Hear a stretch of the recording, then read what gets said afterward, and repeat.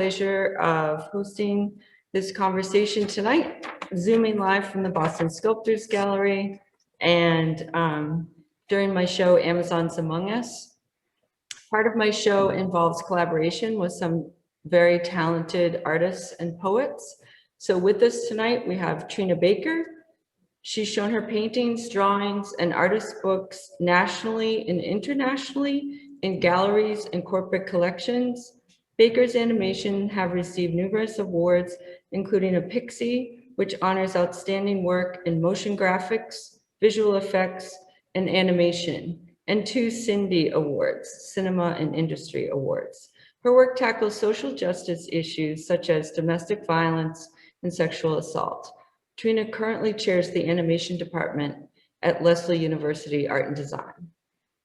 Also with us tonight and in the exhibition is Cledia Spiro. Cledia creates videos, performances, installations, and paintings. Born in Albania, she was a member of an Olympic weightlifting team. Cledia uses weightlifting as a vehicle for discussing women's roles in society, immigration, and war. Spiro has exhibited nationally at the Museum of Fine Arts Boston, the Queens Museum in New York, the School of the Art Institute of Chicago's Sullivan Galleries, the Museum of Art at UNH, and the Pro Arts Gallery in Oakland, California. Also with us tonight is Kay Melchor Quick Hall, a poet and scholar. She is a Black feminist scholar activist crossing disciplinary and national borders. Dr. Hall is the author of Naming a Transnational Black Feminist Framework, Writing in Darkness, and co-editor of Mapping Gendered Ecologies, Engaging with and Beyond Eco-Womanism and Ecofeminism with Gwynne Kirk. Framing Reproductive Injustice, a picture of a perfect, gruesome, negress hurt story. Her poem about Black mothers and their children was recently published in Moment magazine. And moderating our conversation after our brief presentations, I have the honor of introducing Dr. Chanda Prescott-Weinstein. She's an assistant professor of physics and astronomy and core faculty in women's and gender studies at UNH. She's also a columnist for the New Scientist and Physics World. Her research in theoretical physics focuses on cosmology, neutron stars, and dark matter. She also does research in Black feminist science, technology, and society studies. Nature recognized her as one of 10 people who shaped science in 2020. And Essence magazine has recognized her as one of 15 Black women who are paving the way in STEM and breaking barriers. A co-founder of Particles for Justice, she received a 2017 LGBT+ Physicist Acknowledgement of Excellence Award for her contributions to improving conditions for marginalized people in physics, and the 2021 American Physical Society Edward A. Boucher Award for her contributions to particle cosmology. Originally from East LA, she divides her time between the New Hampshire seacoast and Cambridge, Massachusetts. Her first book, which I encourage everyone to read, is called The Disordered Cosmos, A Journey into Dark Matter, Space-Time, and Dreams Deferred. It was published in 2021 by Bold Type Works. So welcome everyone. Again, the meeting is being recorded. If you prefer not to be recorded, you're welcome to turn your camera off. And if you have comments or questions as we go along, please type them in the chat and we'll get to them after. So how we're going to do it is about 15 minutes. We're going to present the work in the current exhibition at Boston Sculptors Gallery. Then we'll hand it over to Chanda. She's prepared some conversations to get us going. And so without further ado, I'll go ahead and share my screen. And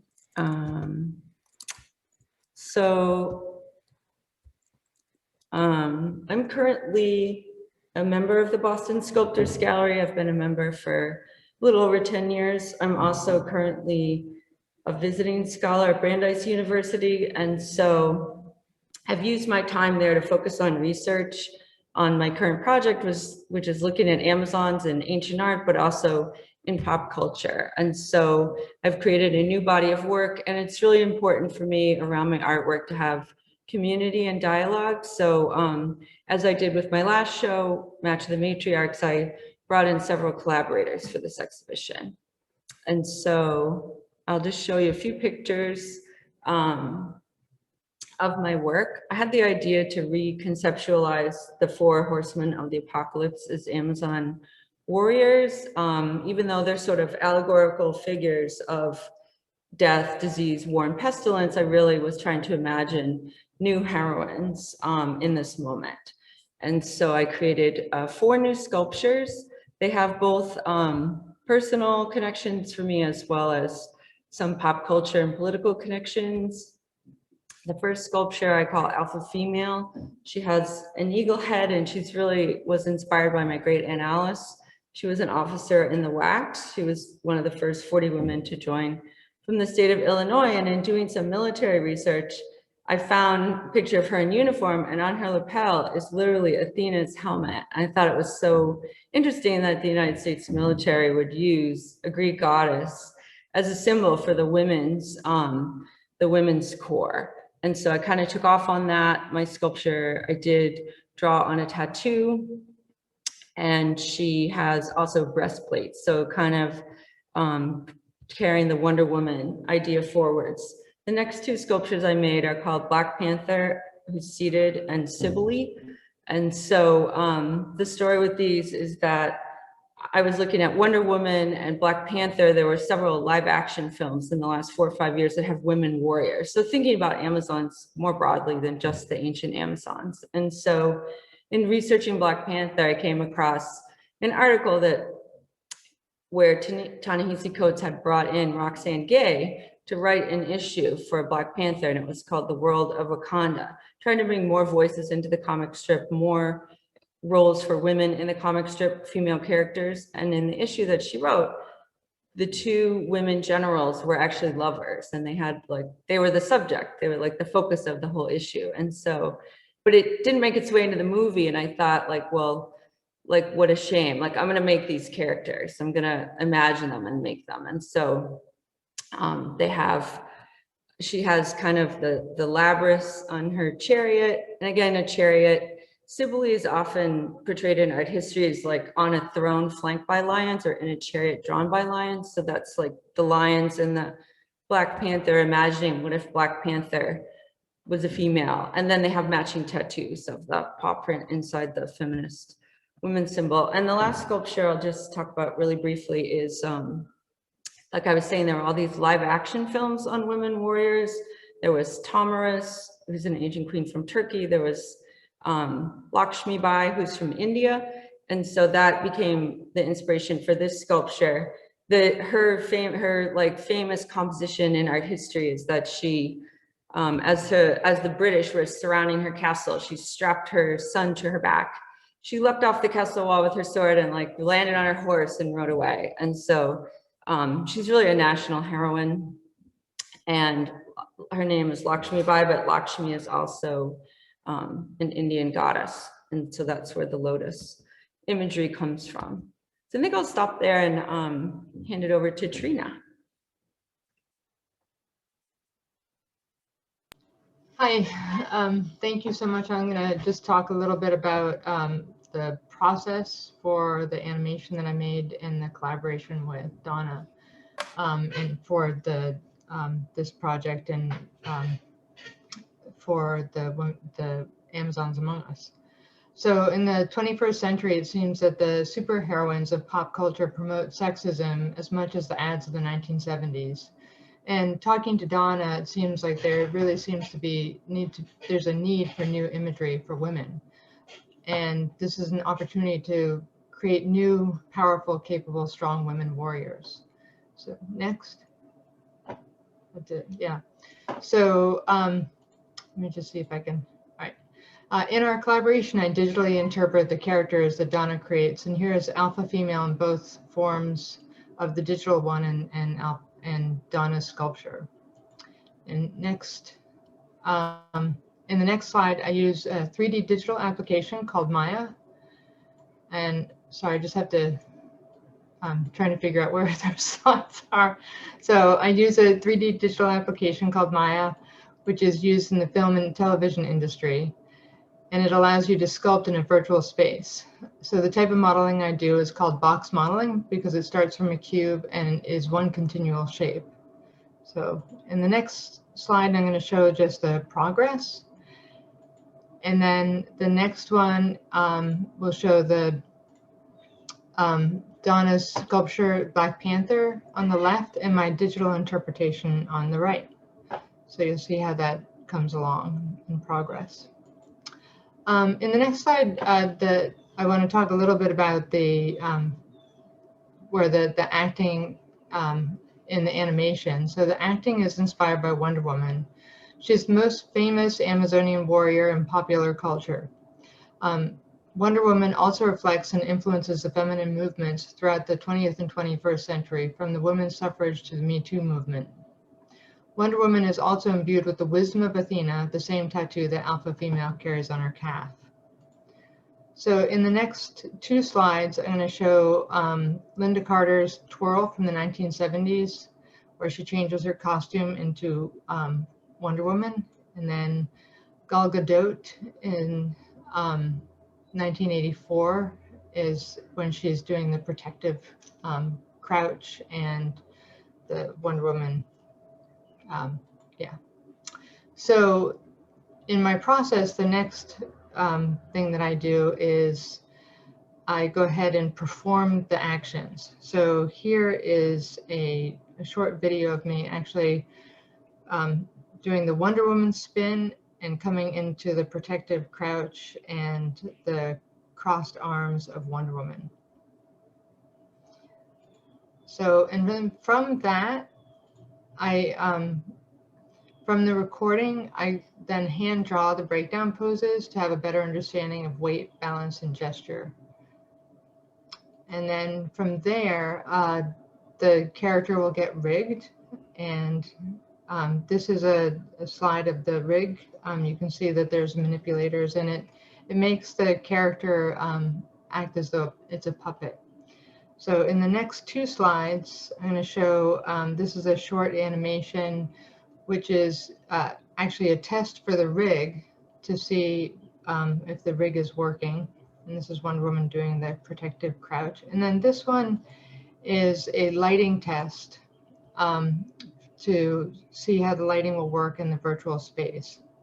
So this is alpha female making the twirl.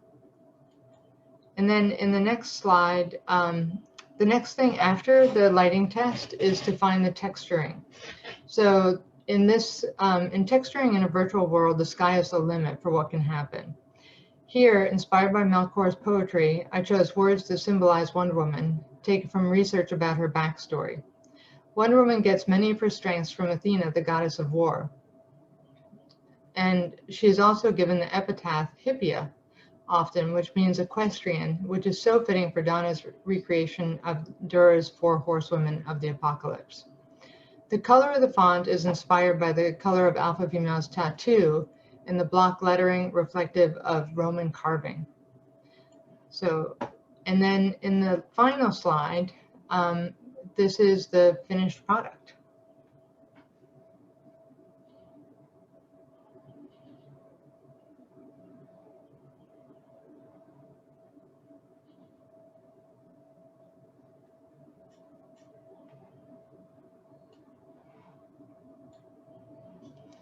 Thanks.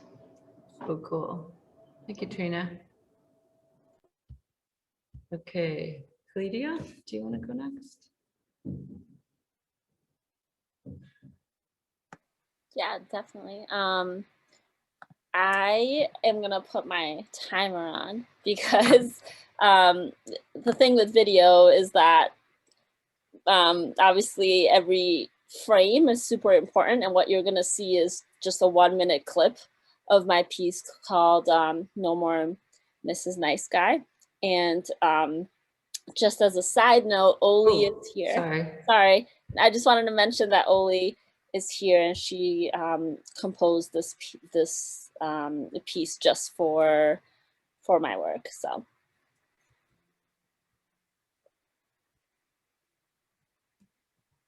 Does it not have sound? Oh. Oh, sorry, it didn't come through with sound? Yeah. Okay, let me try one more time. Oh, because the other videos, they didn't have sound, that's why. Sorry. They should all have sound, but Yeah, okay, here we go. Yeah, yours do, I'm saying Trina's didn't, Oh, I that's see. why I didn't catch it, sorry.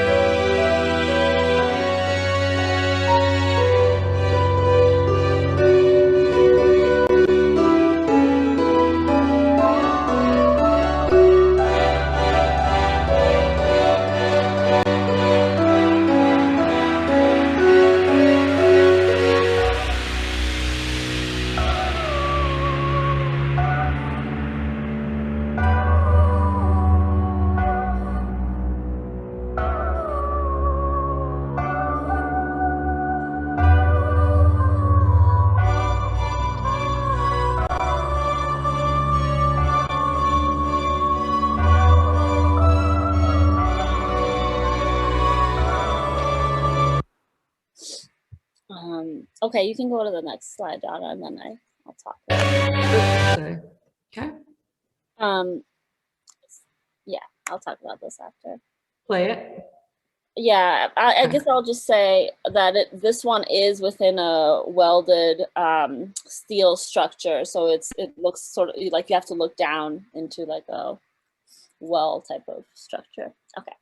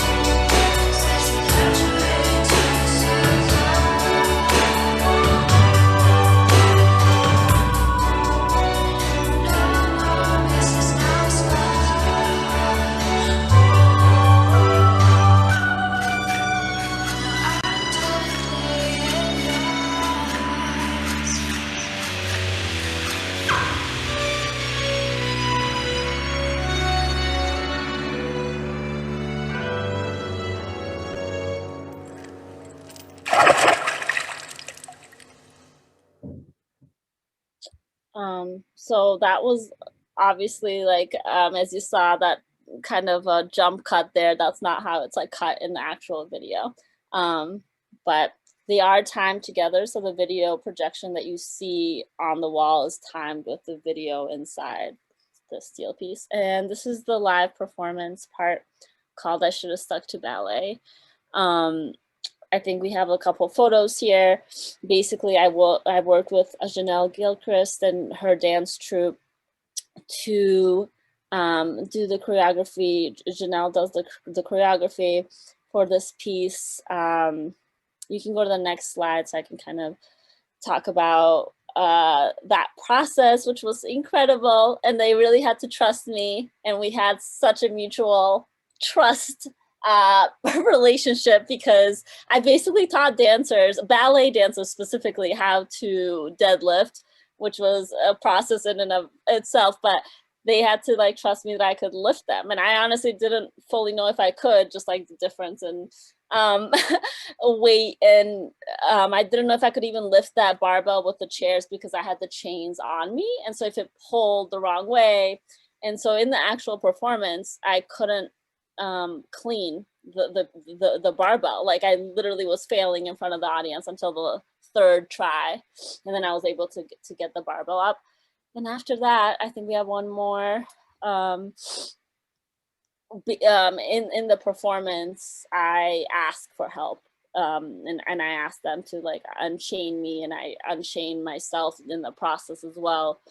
And yeah, I mean, I don't want to go over my time, which I already have. So there's another performance, June 4th, called She's a Beast. And This is another photo where I'm, yeah, like lifting one of them, which I never was able to do during the tech prep. I was never able to do it. And just the sheer presence of people there, like especially like the people that mean the most to me, like just gave me that extra ability, which is the superpower. It's incredible. Like I was not able to do it until the live performance.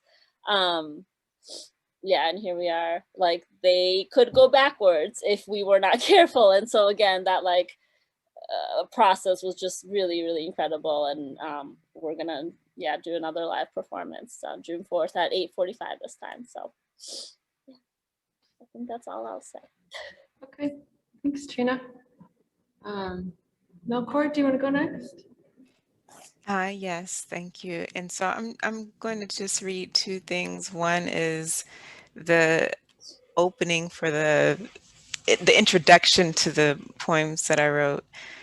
4 poems written for mothers, daughters, wives, and lady lovers, especially intersex, trans, masculine, and chosen family, in harmony with animals, plants, natural elements, and wilderness, for girls and women who are, were boyish or manly, who have been made feminine in the face of myopic visions. We need your queer courage and strength to struggle together in this fight that requires a womanish touch, to disrupt capitalist-driven, inequitably uneven apocalypse, and to aim for fertile, feral, feminist futures. And I'm not going to read the poems that I wrote for the different sculptures, but I did write one knowing that this that we were going to be having this panel, and it uses the same. There are 4 parts that repeat both in that are on the postcard and repeat in each of the poems, and that's strong women, sculpt resistance, animate history, perform futures.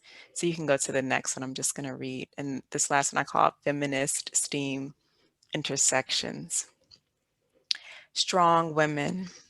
Sculptor, curator, presenter, animator, professor, painter, performer, artist, weightlifter, mathematician, poet, scholar, physicist, author, feminist, intersectional STEAM, woven futures, queer connections, sculpt resistance, trained but not disciplined, artistic but improperly framed, undisciplining, rewriting archives, crossing boundaries, misbehaving in order for disorder. Animate history, carving wood, curating collaboration, designing animation, writing words, performing goddess, talking cosmologies, imagining pluriverse, perform futures, embracing chaos, speaking out, sitting in, co-creating transdisciplinary futures, embracing dark matters, feral feminist, rematriating to dust. Thank you. That was awesome. So I think I'm going to stop sharing now, and I'd like to hand it over to Chanda, and I will put the link if you want to read all of Melchor's poetry. I did post it to the website. So Chanda? Yeah. Oh man, I feel like, so let me start by saying I have so many questions for each of you individually that this is actually, I'm going to try and stick with the ones that I had planned, but know that there are additional ones. So I'm gonna ask some questions of the artists, and I want to remind people of what Donna said at the beginning, that there will be time for audience questions. So if you have a question that comes to you, feel free to place it in the chat. I'll be having a look at the chat. If for some reason you want to ask a question, but you really don't want your name to be attached to it, you can DM me, and I'm, assuming it's a totally appropriate question, I will be happy to ask it anonymously. So Also, before we get started, Cledia, I wanted to invite you to say where the live performance will be, if you're willing to share, because you mentioned June 4th at 8:45 p.m. Is it going to be something that's live streamed, or is it going to be in person? Yeah, thank you. It will be both Your the screen. Boston Sculptors Gallery in the back, like where the parking lot is. Okay, and it will also be live streamed. You cut out for a Yeah, second. and so yeah. Okay.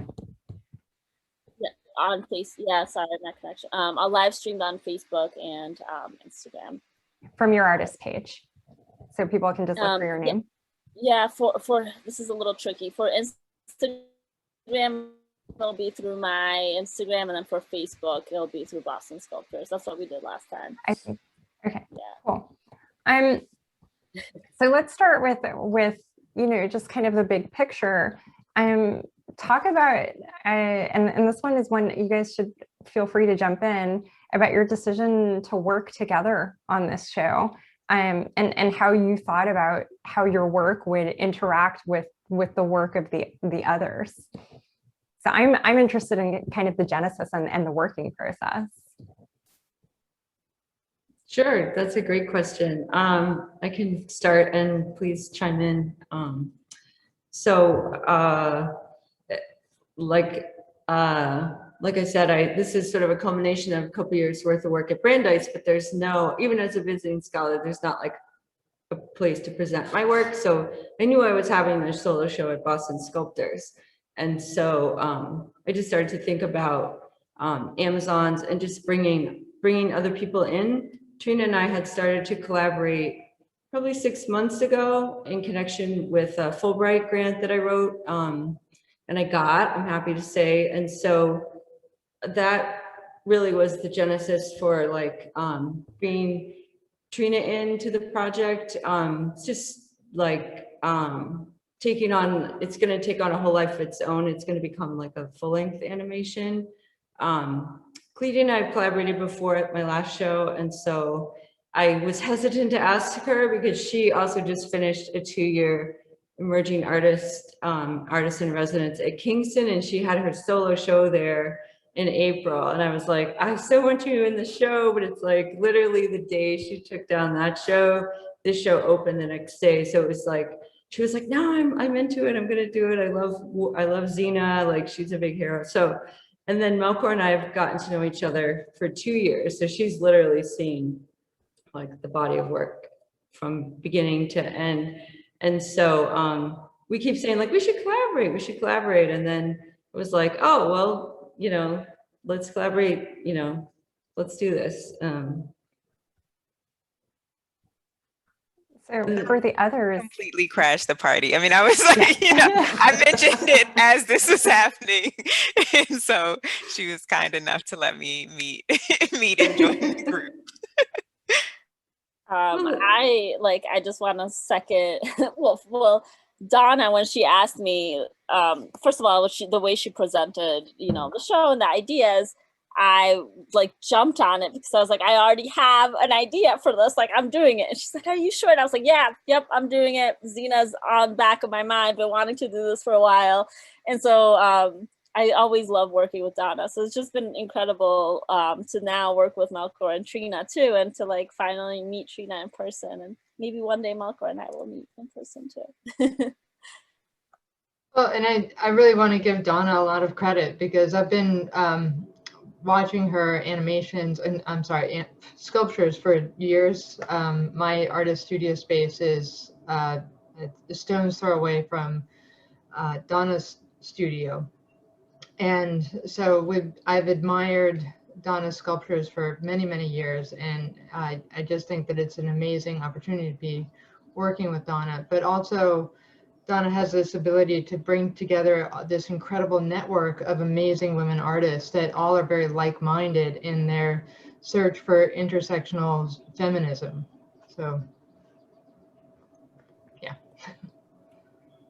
Yeah, so, jumping into that, our understanding of gender as a fixed identity is changing, and I think changing in a very public way, in a very rapid way.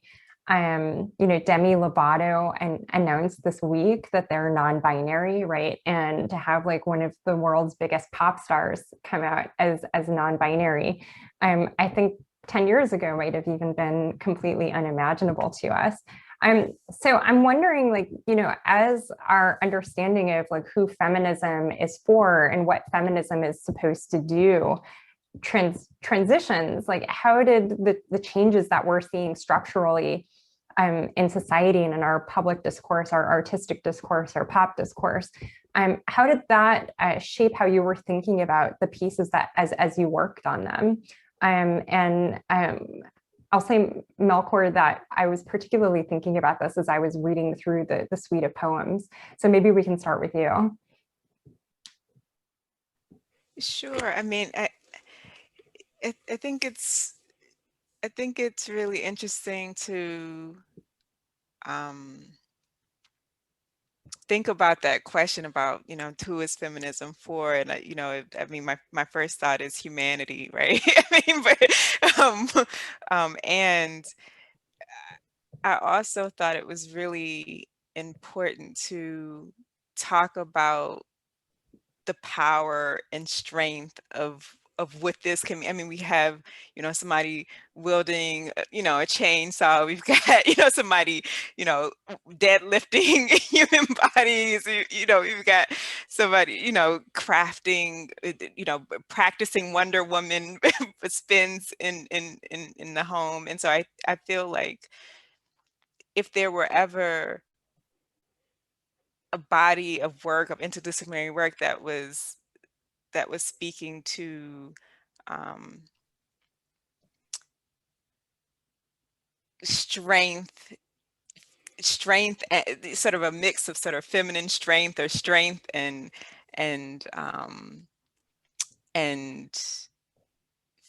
femaleness, whatever that is, or whatever, or masculinity. I mean, the sort of the combination. I felt like this was a really sort of an opportunity to name that blurred area that can be so empowering. I mean, maybe that blurred area is always where the strength is, but yes, I thought that and I thought that was really important to name specifically, and I didn't remember, and this could just be my lack of exposure, but seeing it named so explicitly. So it was really, when I thought about the introduction to the poems, I didn't want it to be the kind of thing where people were like, oh, well, maybe this is just, Barbie gets a hammer, I mean, I wanted it to be really clearly sort of pushing the limits about what people might feel comfortable with, and naming that for the people who have been made to feel uncomfortable in a context that, doesn't allow for the kind of strength that I think is embodied, not just in the words or in the work, but sort of in what all of us have been doing for this entire thing to come together. Anyone else want to jump in? Claudia, I saw you say yay in the chat. So you seemed like maybe you were like super stoked about this. That may have been a typo, but I am super stoked about it. I am, that's just like, yes, I am super stoked. And I was gonna say that I always kind of think about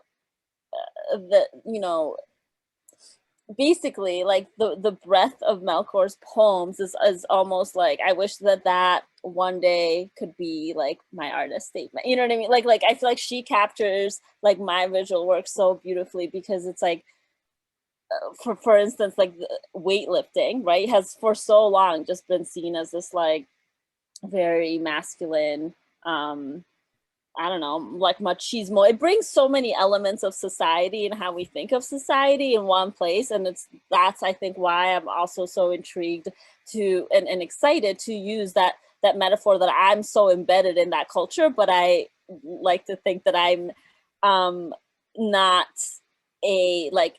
still I'm not like a pure representation of that sport, right? Because it's like there's just so many changes in the sport, whether it's categories of weight or how you compete in male versus female. And so that's just something that I think about constantly. And what does it mean to lift someone up when you're female versus when you're male, I think is a little different. And that's something that I still grapple with, right? Like when I think about femininity and what weightlifting still means in society.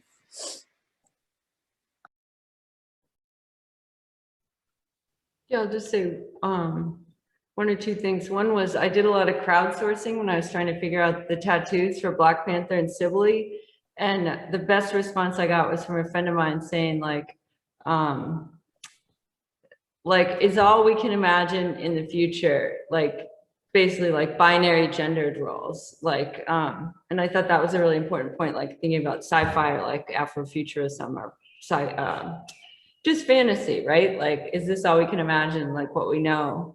And then the other thing I think too, like thinking about my particular sculptures, I often use basically like the male features of the animals, just because they tend to be like the mane or the horn or the tusk, like, or the colors, even though they're female figures. So for me, it's a way of talking about gender fluidity in my work. And so I do feel like it's been liberating for me. Like, I feel like as these conversations have moved forwards, to find words for like what I just find myself doing. Naming, kind of what Melkor was talking about, naming. Mm. And I'd throw in too that, I mean, I think feminism in general is becoming more intersectional, and it is feminism, and it is no longer just about women's issues. They are about all gender issues, and even gender fluidity, in the sense that even our male parts of us are also what makes us the artists that we are today, as much as our feminine parts. And it can be very expansive, that idea. Just had one other thought about sort of the current challenges to trans athletes. And I mean, I just feel like if there's a moment for this exhibit to be happening and to be honoring people and their right to be strong and to run and to twirl and to, I mean, and so that was part of also for me what was so powerful about thinking about this right now. Yeah, since you bring up, trans athletes, I think part of what we're also seeing in a very visible way is how racialized that discussion is. For example, with Semenya Castor in South Africa, who is a cis woman, but is being treated like she is a trans woman. For the purposes of questioning whether she has a right to be as excellent at her sport as she is, as a Black woman who doesn't fit maybe what we would say like white feminist notions of what a strong and successful woman can be like. And so I guess I'm wondering for all of you, like, how did race and ethnicity and the phenomena of race and ethnicity factor into the work that you were doing on these projects? And in relation to that, like, how can art build off of and simultaneously like respond to tropes, like racial and ethnic tropes? And Claudia, maybe we'll start with you here, because I remember like one of the first conversations you and I had was specifically about your own experience as an Albanian immigrant and coming into American whiteness and figuring out like what your relationship to American whiteness was going to be. And this is also, this comes up a lot in the language that Melkor uses, even in, I picked up on the word womanish and immediately thought of Alice Walker and womanism, and was wondering if I was overreading or if that was the reference. So maybe we'll start with Claudia, and then Melkor, maybe we can go to you, and then Trina and Donna. Yeah, it's funny because that conversation, Chanda, has, I feel, was like a domino effect in my work. Since then, when was it? 2018, yeah.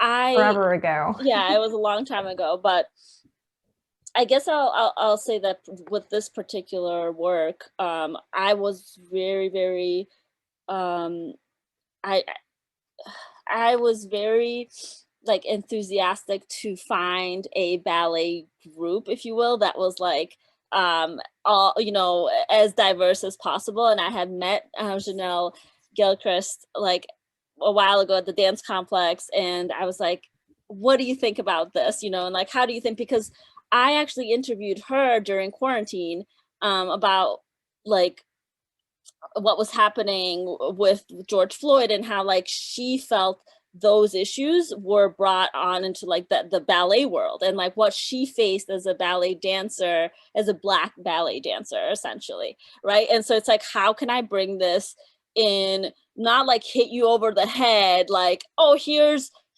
a, you know, again, like a trope, right? Like, oh, it's a Black ballet dancer, but she was such an integral part of this process. So I like talked with her about this.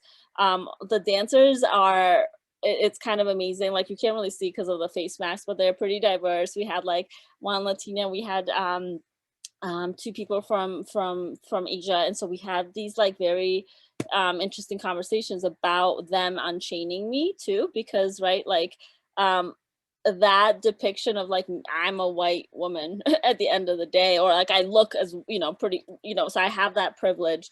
I think that that was an important part of for me, like the process, and for this next piece, that's also a big consideration without giving too much away.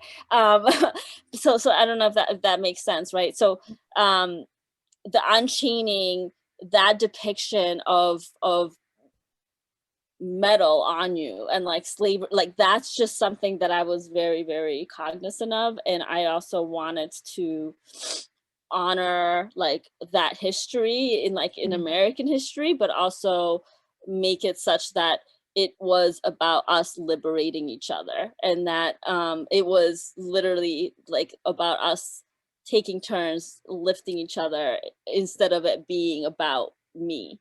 um, and that's why I hope, and you know, I'm always open to feedback.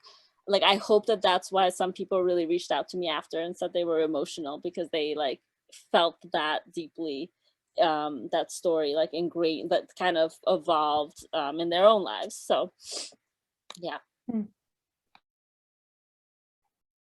So absolutely, it was a nod. I was like, I mean, yes, um, and and and thinking about womanism and what it means to be womanish, and yes, it's racialized, and also it's about color, and we can talk about color with Alice Walker and purple and lavender, and yes, all of those things. And the story that you told could have easily been about Serena Williams, right? Or how Thea gets, I mean, like I mean, if these things repeat themselves, and so, you know, it's really, and sometimes people, well, I feel like people who haven't had it on their body sometimes will forget the story, but you know, many of us carry them, and we carry them and we see them repeat in our, you know, in other generations. And so um, I think that absolutely it's a question about about a kind of body and sculpting, and you know, what the color of the body, and the shape of the body, the breastplates, the, you know, are they too strong, are they too, you know, I mean, like all kinds of things. And I really, there's something that I really like about thinking about wood and wood grain, and the, you know, the sort of different staining. I mean, they're all, yes, all of it, like all of the layers. But absolutely, it's about thinking and understanding how those things are true and they're not just true, and how something can be both artificial and real. I mean, who hasn't had something that was artificial and they and it was actually something that they consumed, right? And I think a lot about that as somebody who engages in international relations conversations about how one is raced and re-raced and erased as they move. So yeah, I think the piece that can often be lost on people about Serena Williams, for example, is that there are the dimensions of racialization, which is, as a dark-skinned woman, if she had the same build but was lighter skinned, the conversation about her would be different. But also if she were dark-skinned but narrow built, then That's the right. conversation is also different. And I think that And then the cornrow, if you remember the cornrows, yes, and the beads. I mean, like, it's all of those layers, right? Because if she had her hair maybe in a way that wasn't pressed, so black, you know what I mean? Like, it would have been eating. Yeah. Trina, I don't know if you want to weigh in. Sure. I was just writing down some notes, but so for a couple of things that everyone has just talked about, one thing that I have really responded to in working with Donna's pieces is that, particularly, the first animation that you've seen is with alpha female, but the body shape that I really respond to there is that alpha female is really athletic and not sexualized as much as the former Wonder Womans or the Amazons or any of the popular culture that we see. And so what here is a character that is strong and doesn't really fit into any of the tropes that we're talking about. And what Melchor just said about, and what you both have said about the athletes and their shape. I come from a background of equitation horseback riding, where you're judged on the way that your body fits. Like, you have to have that look, and that's been, it's a really tough place when you're athletic and you're tough. You would need to be strong, but you can't look too strong. You have to, everything is, it feels like there's an audience that is judging you, but there's no rubric for it. And the rubric is always changing and shifting. And then the other thing that I was thinking about during this conversation is one of the reasons that I'm so drawn to animation is that the opportunity to perform and act gives me an opportunity to really think about what the characters' lives are like. And I know it's been wonderful working with Donna because she has such an expansive backstory on all of her sculptures, and they have real stories. So when I act it out, I can really feel like what I would imagine alpha female would move like. Who is alpha female? And when it comes to the Black Panther character, I already have been acting out what I think the performance will be. And so that gives me a great opportunity to be more empathetic of it, but also just to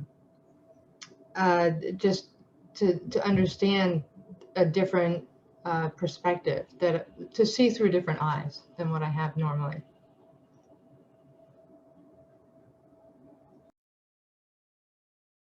Donna.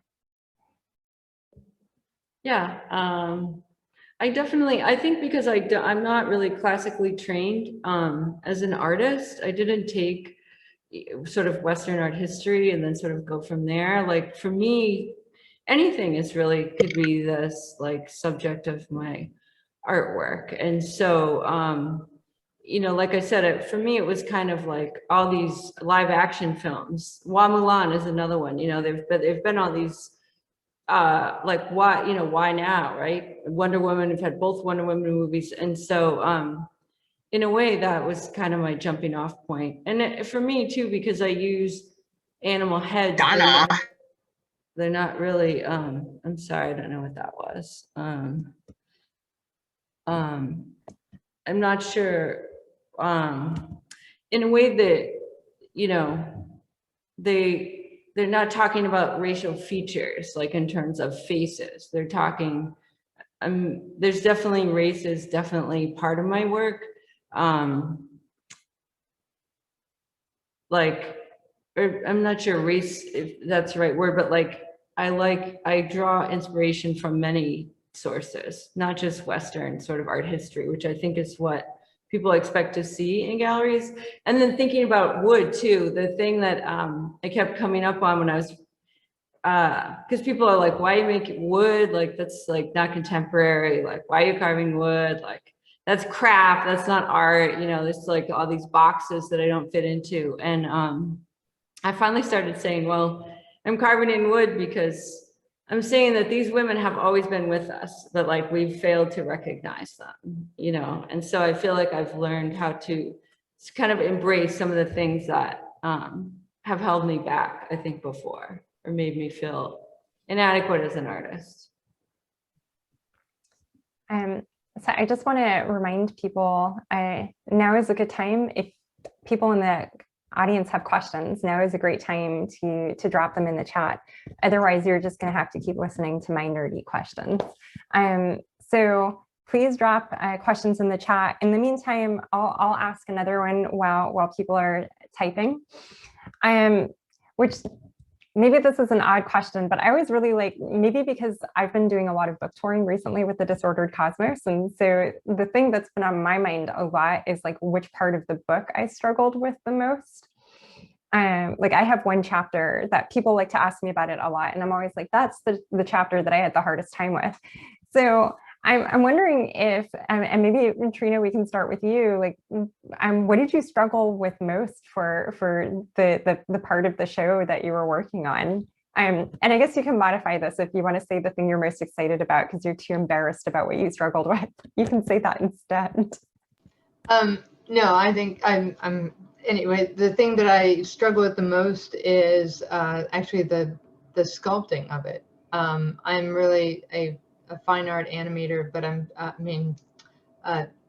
a traditionally trained 2D artist. So I'm a painter, printmaker, and most of my animations are two-dimensional. So to sculpt in 3D is not my normal go-to. I do it, but this has been really fun for me to do. It's also as a sideline, I have been struggling with some physical limitations, and so the digital realm is the only one that I've been able to really incorporate and work with this year. So it's thrown me into the deep end on something that I just sort of had to learn as I go and dust off a lot of cobwebs. So I've been working in Maya for about 20 years, but it's not my go-to every day. So it's definitely, that's been the challenge, I think. So. Donna, I don't know if you want to share. Sure. I was thinking, what came to mind is kind of, in a way, it's like the process. Again, I feel like the gallery is this space where like you have your solo show and like, it's all about you. And it's like, I love bringing people in, but it's like, it's hard for me to like ask people to help me or to collaborate with me. Like that's hard for me. Like I'm supposed to be doing it all or something. And so it's like, and I'm just so humbled when people I admire so much like want to work with me and bounce off ideas. It's such a rich experience for me. So I think, you know, that's definitely something I struggle with as an artist. Melchior, maybe you can chime in. Sure. For me, because I only really knew Donna at the beginning, I didn't want to write something that actually didn't reflect something from each person in the group. And so the beginning of this, before I wrote anything, was a conversation with people about who they were thinking about as they were sculpting or preparing performances or animating. And I wanted to be thinking about, people's aunts or grandmothers or friends as I was going through, because I think it's a different thing to write a personal poem than to try to write a poem that is a reflection of something that is collaborative. And so that was new for me, and I was grateful to have that experience. And it was affirming for me when people could see themselves in parts of it. They could see that I had listened, because I was really listening is, I think, an important art, and an undertrained skill in many locations. And so I was really grateful to have the opportunity to collaborate in this way, and glad that people saw and heard themselves in the final product. Yeah, Claudia. Oh man, this exhibition really took me out a little bit. I'm not gonna lie. Partly because it was like after my solo exhibition, but it was about I had a hard time consolidating my idea of like this wearable sculpture, like, and making it work with like the choreography, and making that not be like too quote unquote like entertaining, like too spectacle, and I think for me performance art is always on the brink of going to spectacle, and that's something that I have to like come to terms with sometimes, right? Because it is a performance. But at the same time, the content hopefully is what goes beyond that, and what makes people think after the performance. And so the performances have been like the hardest part to come together, and like to bring all these people. And I just want to do a shout out to Janelle, she's actually on here, to bring everyone together in that way, and to have the dancers, like there was a moment where they lit up and they were like, I get it now. It was only when I wore that it was only when I wore this like wearable sculpture costume, that's when they like fully believed in me. And when I was like, they were just like, I'm not sure, I might back out at any moment. Oh, like Janelle's here. Yeah. I think Janelle even told me, she was like, I'm kind of glad I didn't back out like yesterday. Because like it was all sort of theoretical, and like I was just like, yeah, like let's, this is Oli's song, and this is all my thoughts. But once I wore it and I like lifted the barbell with the chairs, like they all got it. And I think that was the hardest part and the highlight too. So I don't know, it was like, it would just like was part, together. So. Yeah, since Janelle, you turned your camera on, maybe I'm going to direct a question to you as one of the participants. I'm wondering if you're willing to tell us a little bit about your experience of working on that piece, and the highs and the lows, maybe. Share just a little bit. I wasn't planning on speaking, so bear with me a little bit. But yeah, so Lydia and I had this conversation on Zoom about her ideas, and yeah, I thought they were really interesting. I didn't know how it was gonna come together. And I brought these 4 dancers in, and we worked through it. We tried to figure it out, and we listened to the music. We rehearsed, and just figuring out how to put Cledia into the movement, and was interesting, and a little bit like we weren't sure how it was all going to come together, but we finally made it happen. And that night that we performed, it was outside with the lights and the white costumes, and Cledia and her regalia, or however you want to, the wearing the sculpture, it was really interesting, and it felt great at the end when it was all said and done. We were all like, oh, we're so glad we participated in that, and we're looking forward to the next one in June. first Friday. Yeah, thank you for sharing and for being willing to jump in on call. So I'm not seeing any questions from the audience. I have one last kind of big question for the artists, which is really in some sense two questions, but I'm going to put them together, which is that I'm wondering what at this point feminism means to you, and how your thinking of and through feminism and about feminism changed as you were working on these pieces. Like, how did these pieces transform your relationship with feminism and feminist thought?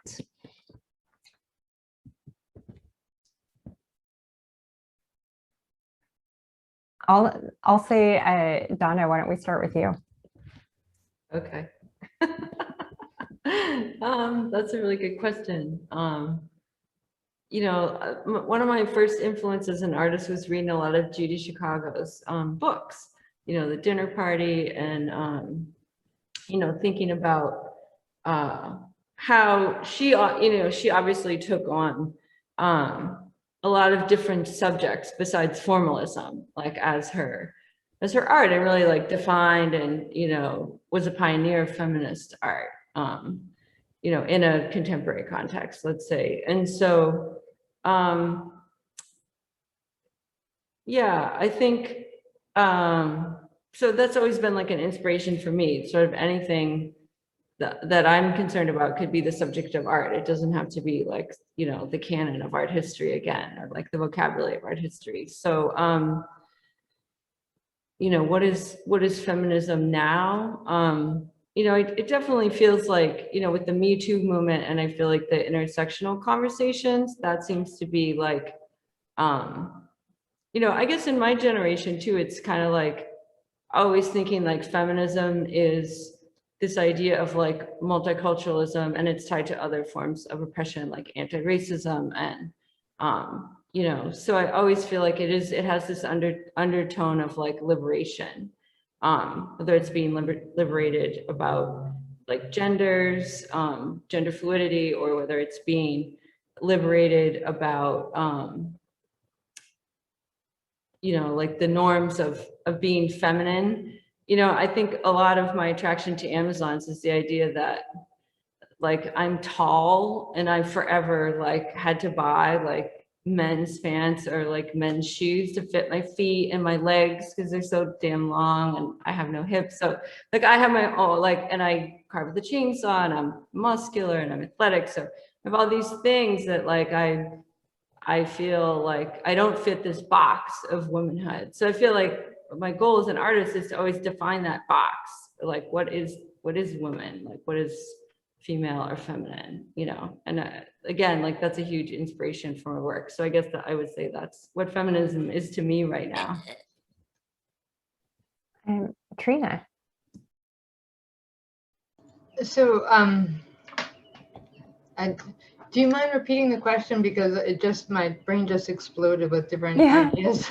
Yeah. So I was just asking, what does feminism mean to you, and how did your thinking about and through feminism change as you were working on these pieces? And like, how did working on this project like transform your understanding of feminism and your relationship with it? Yes. So I think when I guess in the simplest form, feminism I thought of it always as really equality and equality for across the board. And I've always, and like Donna, I grew up feeling almost like I was in the wrong skin. As a kid, I was constantly told to wear dresses, and I never wanted to. I wanted to grow up to be a cowboy. I couldn't understand why I couldn't be a cowboy. And my mother kept telling me that it wasn't possible because I was a girl. So I decided, well, I'm just going to be a cowboy girl then. Like, why wouldn't I? But through this whole project, I actually, been studying a lot more about it. And the thing that really struck me through the whole reading more about women's history and feminism, the different movements throughout the last 2 centuries, is that every time that feminism has failed, it's when it hasn't been inclusive, and the intersectionality between all of the different groups is what's so important if we're going to make this work, if feminism is really going to go forward. It is not just a woman's issue, it is a gender issue. It's for transgender, non-binary. It is, you know, it is not it is a, for all, it's a race issue, and it's as well as a feminist issue. There's so many spots in our lives that interconnect, and just like this show, I've never had a show where I've worked with so many other different women artists that are so talented with so many different diverse art forms. You know, I've had shows where I work with other art animators or other painters, but you know, here's sculptors, poets, performance artists. It's amazing. And so it's thinking outside the box has made my work grow in ways that are completely unexpected. And I think it's going to even take a little while to sort of understand the growth that this bringing together has really brought. The one I want to say is something that I'm not, Janelle, is that how, am I saying your name right? When you said that there's something about coming together, how it just sort of worked. And I was thinking that a lot of this show has a lot to do with the faith that we all has in being artists. There, you know, and for Donna's faith in us, as far as, you know, we don't know what the art's going to look like. We just know that we have these common interests, and that intersectionality of those interests are going to make the whole piece work. So, yeah. Cledia. Wow, this is like obviously a really important question that I don't think I will cover in, you know, totality, but I want to say that when Donna, Trina, Melkor, and I had like our first like group Zoom chat, I think one of the first things I talked about, which you really listened to, Melkor, is that like you know, one of the matriarchs in my family, like my grandmother, is like who I looked up to in terms of like what femininity meant, right? Like she was like an army doctor that like saved my grandfather's life. And then like she became, and like her husband was younger, so it was like already seen as like, whoa, you know, and all these things, right? And it's like, how can we get, again, it's like so black and white, and we're like finally like getting away from defining like femininity as like, you know, you have to be the matriarch, or like you have to be like this, you do it all and you take care of like all your kids, and you know, and I feel like that's what for me I questioned since I was a child. Like, and so when I got into these like sports like boxing and things that were like very not seen as feminine, I did not know how to dissect this topic, and I feel like the only way I know how to is through my work. And like the verbiage, whatever I come up with, is not enough or close enough as much as I hope my performances are, if that makes any sense, because that's, I feel like what truly like feminism means to me is like that I do have this like particular body, right? That Western society may deem in a certain like, may see it a certain way. And I'm like already so putting myself in this costuming that's like very objectifying, right? Like I'm putting the audience in this space where they're making these assessments, and I am purposefully trying to say, why, like, are you making these judgments already? And that is so important to my work. And I don't know if sometimes it goes over people's heads, but I hope it doesn't. Like, I hope I do it enough that people start questioning their behavior. Because Chanda, you saw that video of me lifting the papayas and like melons, right? And I put like some plants in the audience. And this is like a very, very cultured audience in the sense of performance art. Like they see performances like, you know, all the time.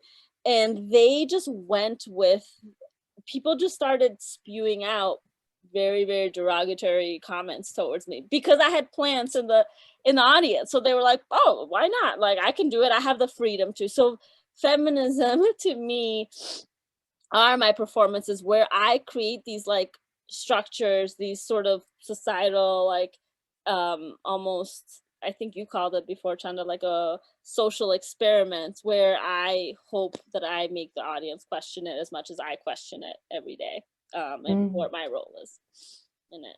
Yeah. Well, Melkor, you get the last word. No pressure. Right, of course not. And I actually, I have a mini question for you, so maybe you get the last word.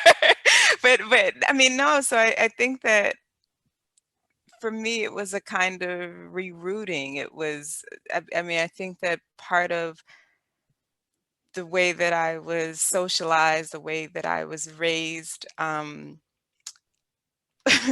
which might stand out. I realize it's only as you know, as I get older and I realize like, oh, other people were raised differently, that I realize how much it stands out. But I've always thought that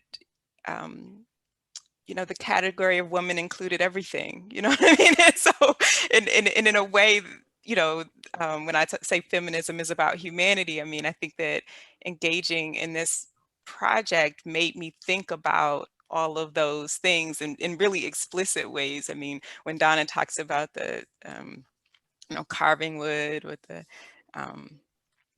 chainsaw, like I've worked building nature trails with like high school crews. I mean, you know, when Trina is doing the stuff with animation, I thought about, I studied computer science and, you know, was in an environment where I was only Black woman, only woman in many of my classes.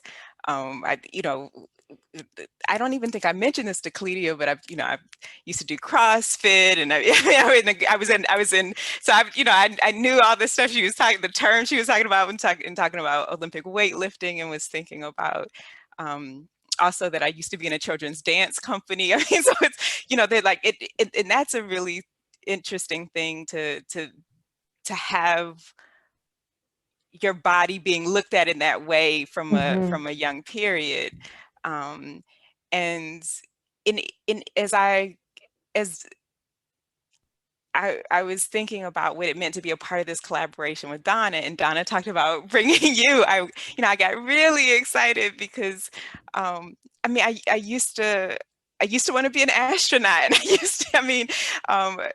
and and at that, you know, that was when a lot of people were focused on, at least all of the Black girls I knew who Mae Jemison was. And so it was like you know, it was exciting to think about that this could be even more than about this country or this planet, that we could be thinking about it in ways that really went beyond that. And so I think that it reminded me of all of those things that I've always, you know, thought that feminism, womanism, the things that are in between those two, and neither of them, and came before them. And I think about indigenous worldviews and things that came before those names. It makes me think about all of those things. And I was wondering what you thought, you know, about being a part of this group. I mean, this is, you know, sort of an interesting thing to come into this. I don't even know what you would call us. Like, if you saw us like as one group, what are we? You know what I mean? Like, we're, you know, and I think that that's part of the awesomeness of it. And I would love to know sort of how being a part of this moderation and being a part of this has made you think and shift about how you're thinking about feminism, if at all. Yeah, I mean, I come to it as an art fangirl, right? Like when my spouse and I plan vacations, they're either organized around Star Trek, like Star Trek conventions, or they're organized around like going to look at art. And pretty much any city that we visit, besides Las Vegas, so I'll confess we have not done this in Vegas, but elsewhere we always go and look at art, right? And and so and so that also means like spending a lot of time looking at art by men, right? Because particularly in the United States, going to museums means spending a lot of time with men's art, a lot of time with dead white men's art, in particular. And we spend a lot of time looking at art in Korea and Seoul. And I think part of what's interesting about going to Seoul, which has like an extraordinary contemporary art scene. I really think that it's completely underappreciated, and we're so lucky, to be able to gather the resources to go. They're not beholden to the Western tradition in the same way that American institutions feel beholden to it, and they have their own tradition. And also kind of a national identity that you really see people working through in the art, and including like the legacy of the Japanese occupation, the bifurcation of the peninsula by these Cold War nations, and learning about Korean feminism through the artwork has also been really interesting for me, and interesting for me to reflect on as a Black woman who found herself really in many ways connecting with the stories that I saw Koreans telling about their own experiences with Japanese colonialism, and even the way that things that I would call slavery manifested in that process. And so I'll say that those were all things that I was bringing to the table in thinking about what I was looking at. And then also as a scientist, I actually was looking at it and asking myself technical questions about like, how is this actually executed? So when Cledia was talking about, the challenge of lifting people, and, the fact that at any moment the chairs could rotate backwards, I was thinking about angular momentum and the balance, and, even the way that actually we could probably use that in a freshman physics problem. Like there's a way to turn that into, I'm teaching freshman physics, but with like a woman weightlifting dancers, right? So I think I was thinking about that when Donna talks about, like working with a chainsaw. My grandfather was a factory worker who worked with wood. And so for me, it's a technical thing. And similarly, like I even had like a note about Trina's work, that animation requires a model, and I find that really interesting. That like a person model is required for the process, and not just like sitting down with like your mouse or your digital pen or your pencil or whatever. But there's a kind of actual person physicality to it that we don't see on the other end, that has gone into it at the genesis. And, these are all different ways that people who are not het cis men are engaging in creation that have, artistic components to it, but also have like these deeply technical components. Even in the way, like, just to come back to your work, Melchior, like seeing the way that you formatted the poems, that they have a physical structure on the page that's very purposeful and intentional. And so I think that you all have me thinking a lot about all of those pieces, and the physicality of it, which I guess like as a physicist, maybe not surprising that in different ways I was thinking about the physicality of the work, and what does it mean for physicality to manifest through feminism, and for feminism to manifest through these different modes of physicality. So yeah, I was really not planning to have the last word, but I think I will stop there, and thank you all for like being super amazing about answering my questions. And I learned so much, and I can't even throw out my notes now because for the questions, because I wrote good quotes that you all said. And I'll just like maybe name a couple of things that I wrote down. Cowboy girl and femaleness, whatever that is. And also, I always thought the category of woman included everything. And no more Mrs. Nice Guy. And so the words are resonating. So thank you. And Donna, I don't know if you have any last things that you want to say before we wrap up, but I just really want to thank the four of you for the conversation, and to the audience for being here and being encouraging in the chat. Yeah, thank you, Chanda, and thank you, Trina and Cledia and Melkor all. And thanks everyone who joined us tonight, and Janelle for just jumping in too. And this will be recorded, so I'll share it. I'll share it out, and you're welcome to continue to share it. And at some point, I'll probably put it on YouTube so it doesn't vanish in the Zoomiverse. But thank you, Chanda, for your questions, and really a pleasure to have this conversation with you. Yeah, thanks everyone. Thanks, Thanks. John. Thank you, everybody. Good night. Good night. Thank you.